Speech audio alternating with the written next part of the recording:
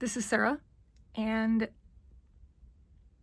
early in the spring, I decided that I needed something to help me in the garden to hold all of my tools and equipment.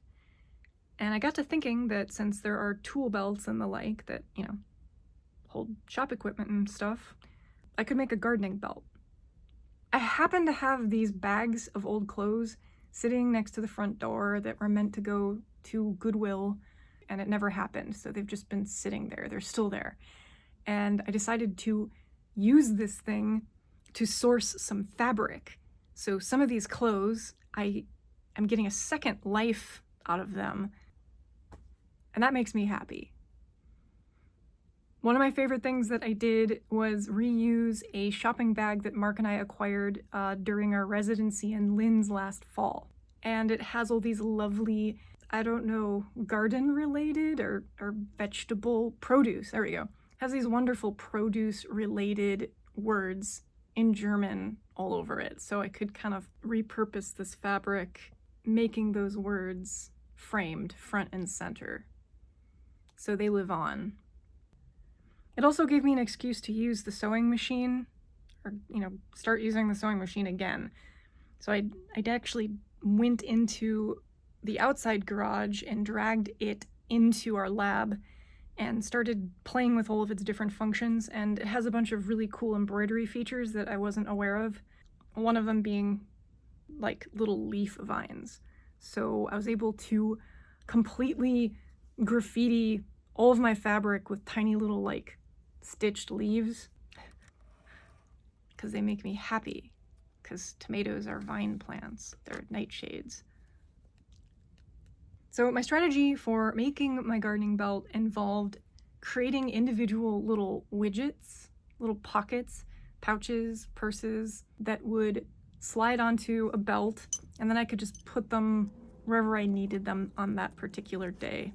So I created a pocket that I wear on the front that holds my gardening shears and scissors. I created a little tiny purse that holds the name tags that I use to just kind of, grab one and then write the name of a plant when I think of a name, and then just tuck it into the dirt. There's a tiny little pouch that looks like it holds sticks of gum or something, and there's just pre-cut pieces of string in that. I have a netted holder for the squeezy squirt bottle that I use to feed all of the baby sprouts.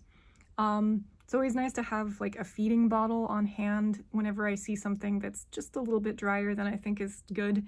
I made myself a little seed purse obi container.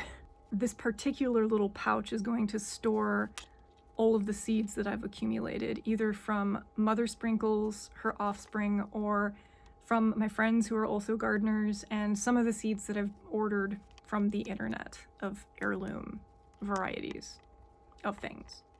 I don't know if I mentioned this in one of my previous videos, but Mark for my birthday got me this really lovely neon orange water pistol that I'm going to just have on my person in the greenhouse this summer so that I can like squirt Mark or my friends for funsies. But I decided that needed a holster. And while I was researching like patterns on how to make gun holsters, I realized that they're more or less just like one continuous piece wrapped around the gun, kind of like a pita pocket or something, or like a taco. It's like a gun taco. And since I have all this green fabric lying around, I decided to make like a lettuce wrap holster for the gun. So it's now dubbed my back cabbage. And I've been practicing like sheathing and unsheathing it from the small of my back because it's trickier than you'd think. I don't really like guns at all. I actually hate them. I don't know, water pistols are fun. They remind me of Splatoon, which is a game that I play quite a lot of. Oh, and I made a quiver for my stakes, because as my tomato plants started growing, I kept having to use larger and stiffer stakes to kind of help prop them up.